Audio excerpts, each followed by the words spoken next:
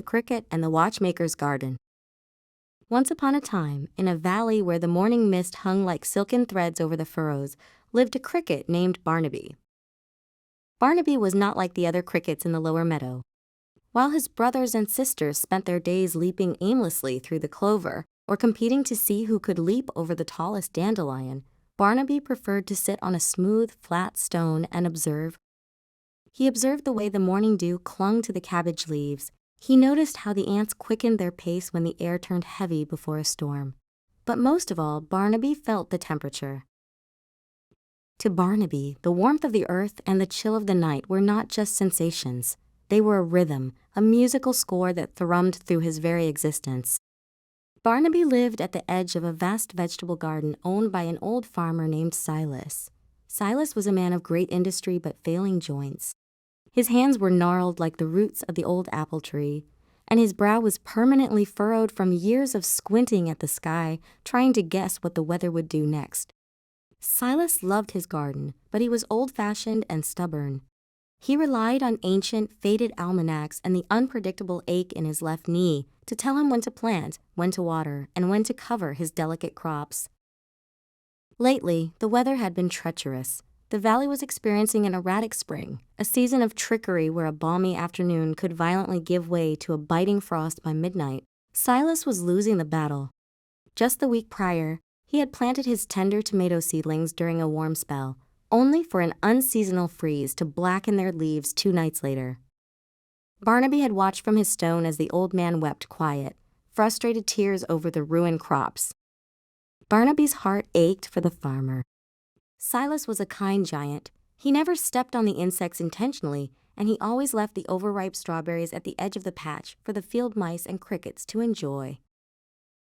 "He needs to know the temperature," Barnaby chirped to himself one evening, adjusting his translucent wings. "Not what the temperature was yesterday, or what the almanac says it should be today, but what it is right now. If he knew, he could save his plants." The secret, which Barnaby knew by heart, was a fundamental law of cricket nature. Crickets are cold-blooded creatures. When it is cold, their metabolisms slow down, and their wing muscles move sluggishly. When it is warm, their blood flows fast, and their wings strike against one another with rapid, joyous friction. For as long as crickets had existed, their chirps were a direct, mathematical reflection of the air around them. But humans, with their heavy steps and loud voices, had never stopped to count. Barnaby resolved to teach Silas the secret. The next afternoon, Barnaby migrated from his meadow stone to the wooden porch of Silas's small cottage. He tucked himself safely into a narrow crack between 2 pine floorboards, right next to the old wicker rocking chair where Silas sat every evening to smoke his pipe and worry. As the sun dipped below the western hills, the air began to cool rapidly. Silas walked out onto the porch, groaning as he sat down. He looked out over his newly replanted rows of peppers and beans. "Clouds are high," Silas muttered to himself, rubbing his shoulder. "Might stay warm enough tonight. I'll leave the burlap covers off. My back hurts too much to haul them down the rows if I don't have to."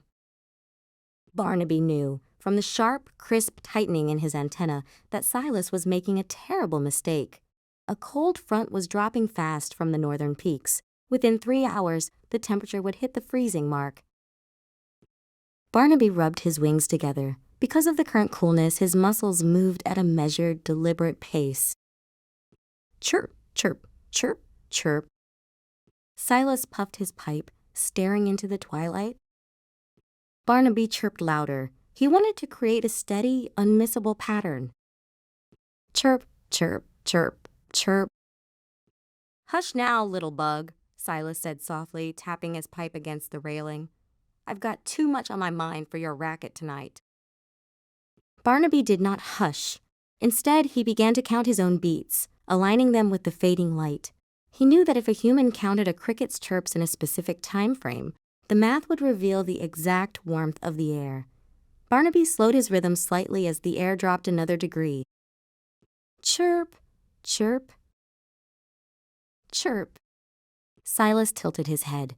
He was a lonely man, and in the quiet of the evening, the consistency of the sound began to anchor his wandering thoughts.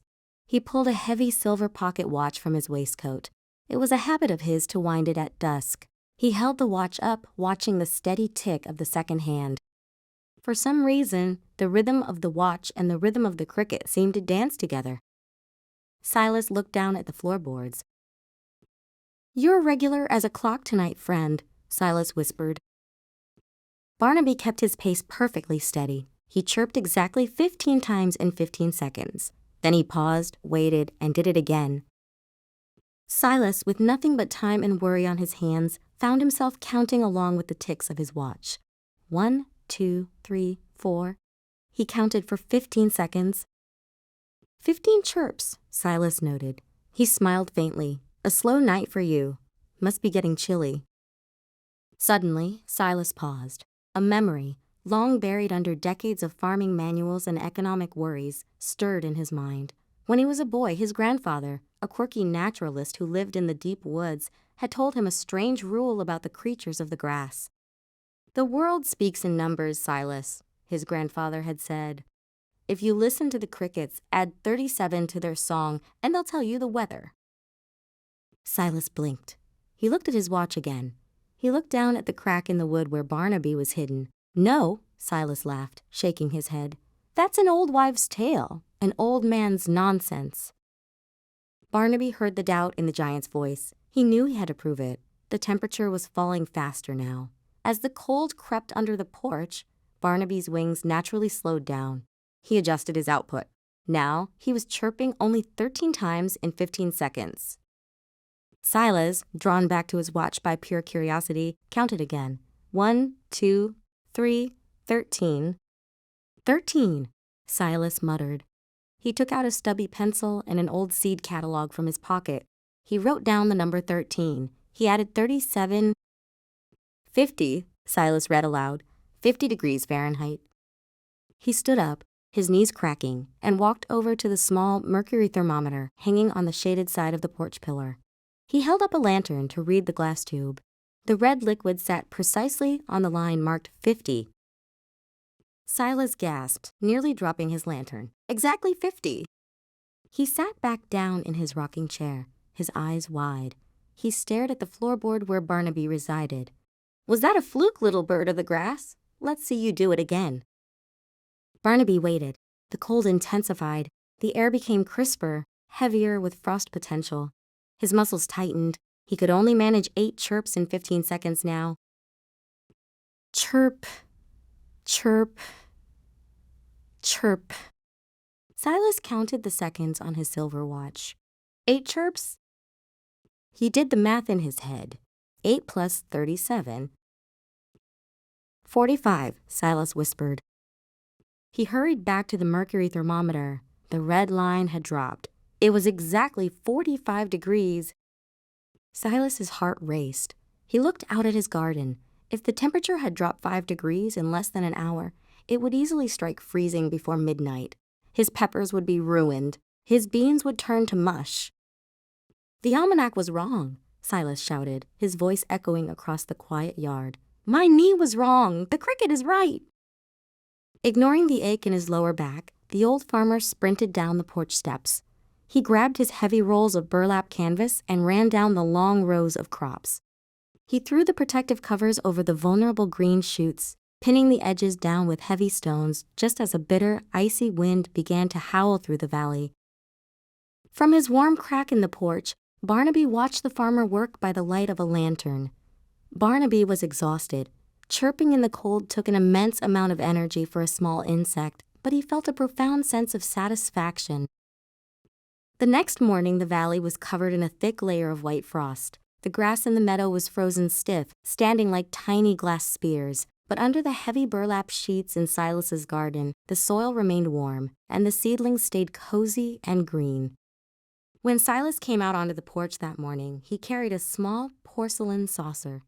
He walked over to the crack where Barnaby lived and gently placed it on the floorboards.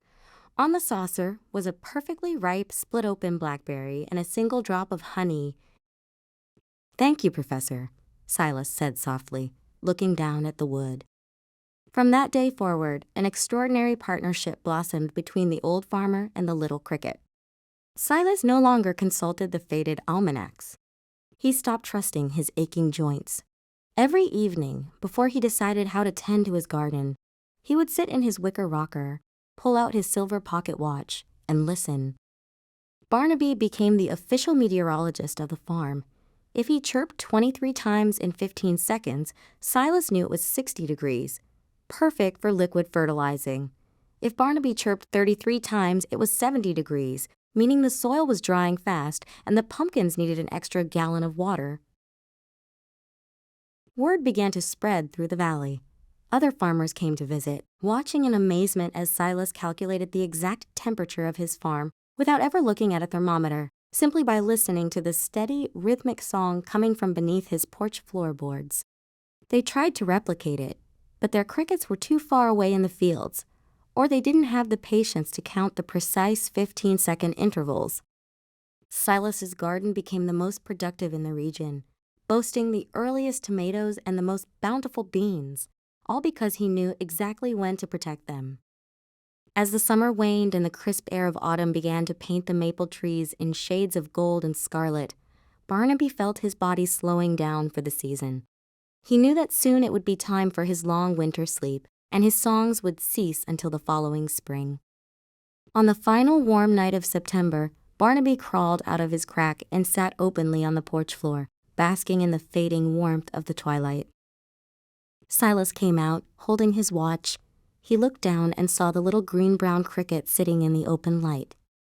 The old man smiled, but his eyes were a little misty. He knew the frost was coming, and he knew his little friend's song would soon fall silent for the year. Barnaby rubbed his wings together one last time for the season. He chirped steadily, putting all his remaining strength into a clear, beautiful melody. 1, 2, 3, Silas counted, his eyes fixed on the ticking hand of his pocket watch. Barnaby chirped exactly 13 times, then stopped, resting his wings flat against his back. Silas smiled, doing the familiar math. 13 plus 37, 50 degrees. A chill autumn evening. "Time to tuck the garden in for the winter, Professor," Silas whispered. He reached down and gently patted the wood next to Barnaby with a gnarled finger. "You've done your job. Sleep well, and I'll be listening for you when the spring thaws the earth." Barnaby crawled back into his cozy wooden home, warm, well-fed, and content. He had taught a giant how to listen to the small voices of the earth, and in doing so, he had saved a garden and found a friend. Did you know that you can actually use crickets as a thermometer in real life using Dolbear's law, which states that counting cricket chirps for exactly 15 seconds and adding 37 will give you the precise temperature in degrees Fahrenheit?